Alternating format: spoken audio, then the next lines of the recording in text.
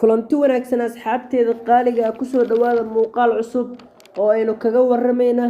waxa ka dhaxeeya boqorada isteelka iyo hakuul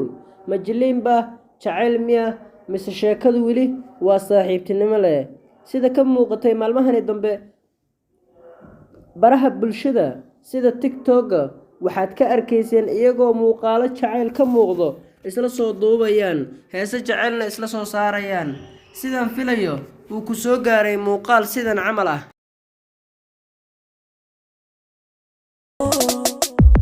waan dareen hadlayay sidan kuugu ducaysto oo tani xubbigeena oo jacayl lagu daydo laga deefa durso oo la dawado dhaxa ila daadihi qaali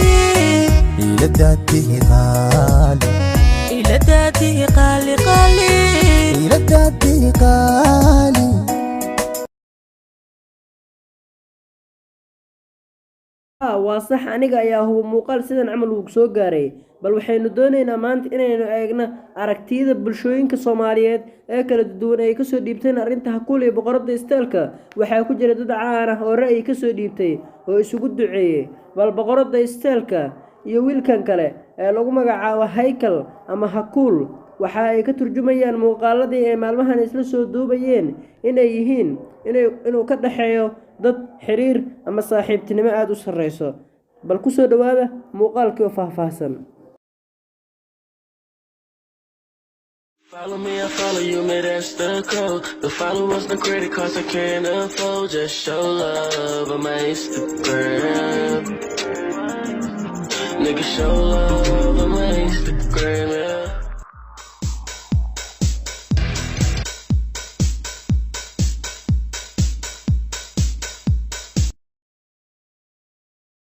Okay, aynu u gudagalna muuqaalkii oo dhameystiran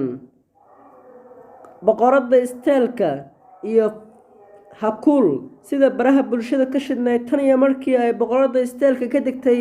magaalada Hargeysa waxaa la arkayay muuqaalo qurux badan oo laga soo duubay boqorada isteelka iyo hakuul mar iyaga oo ku sugan meel duhur ah mar meel xeebe iyagoo joogo marna magaalooyinka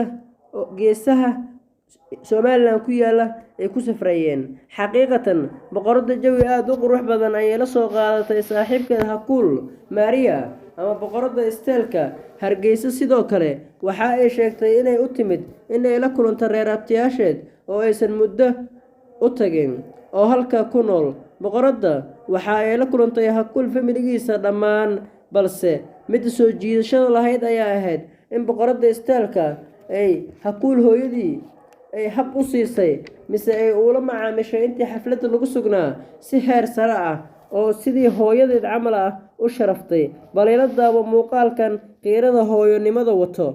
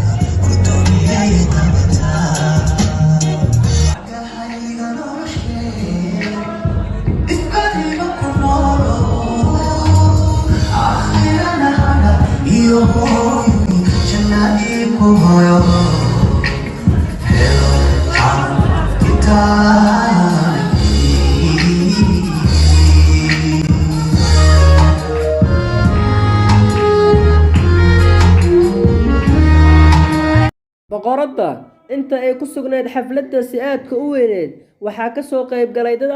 caan ka ah barta bulshada ee reer Hargeysa waxaa ka mid ahaa dadkii ka soo qayb galay wariyayaal TikToker iyo dad kale oo caan ka ah Hargeysa si weyn looga qadariyo boqorada muddo kooban oo ay fasax ka soo qaadatay jaamacaddii ay ku dhiganaysay magaalada muqdisho waxa ay ku dhammaysatay hargeysa oo ay jawi kula qaadatay reer abtiyaasheed iyo weliba saaxiibkeeda hakuul ugu dambeyn waxa ay ka soo hayantay magaalada hargeysa xalay fiidkii markay u ahayd barigii afrika inta ay boqoradda xafladda ku sugnayd muuqaal cajiiba oo laga duubay iyada iyo hakuul ayaa sidan u dhignaa.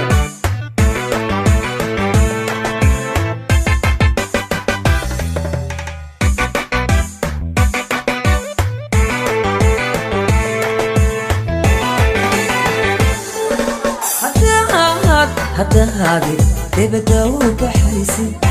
ilana muddo durugsan mahe beray ina soo dafurane dardaarayar aan ku faro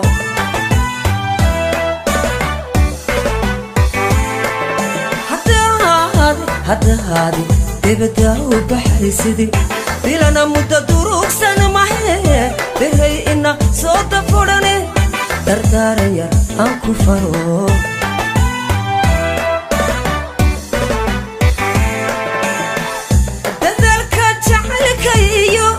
xusuustaydun hadaynin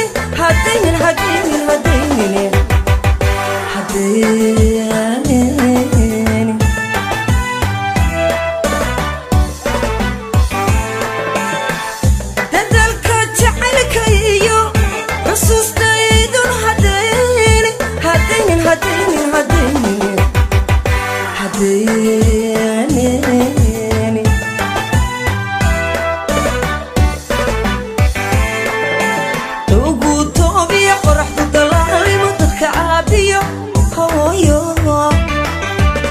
dayn hakaaga dhigo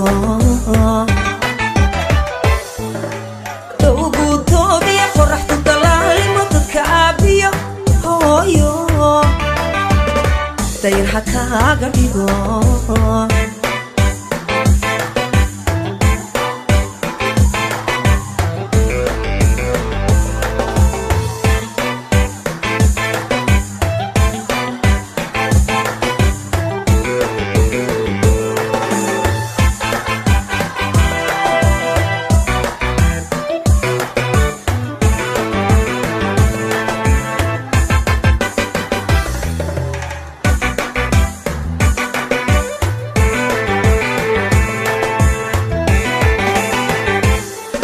haddaan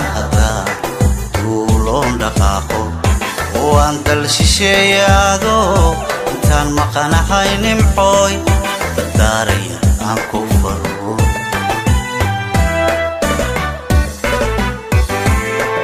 haddaan duuloon dhaqaaqo oo aan dal shisheeyaado intaan maqanahay nimcooy dardaarayar aan ku faro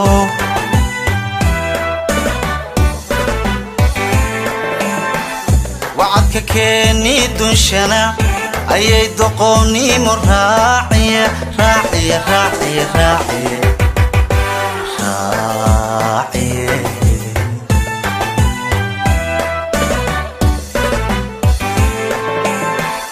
wacadka keeni dunshana ayay boqoradda xalay fiidkii ayay ka soo baxday magaalada hargeysa balse magaalada muqdisho oo hoygeeda ahayd ayaa haddana si weyn loogu soo dhoweeyey oo ay shacabkeeda ku farxeen inay u soo laabato iyagoo oo maalmahaniba ka daawanayay barta bulshada ee TikTok ee aad uga shidnayd. intaasi waxaynu ku soo koobaynaa muuqaal aynu caawa kaga warramaynay soo safradii boqoradda isteelka ay ka soo safraysay hargeysa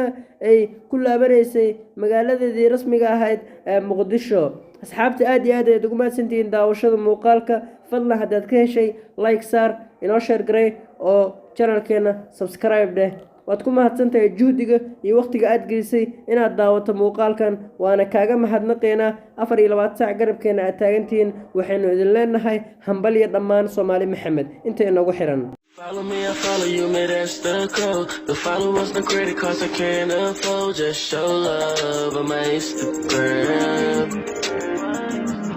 Nigga, show love on my Instagram.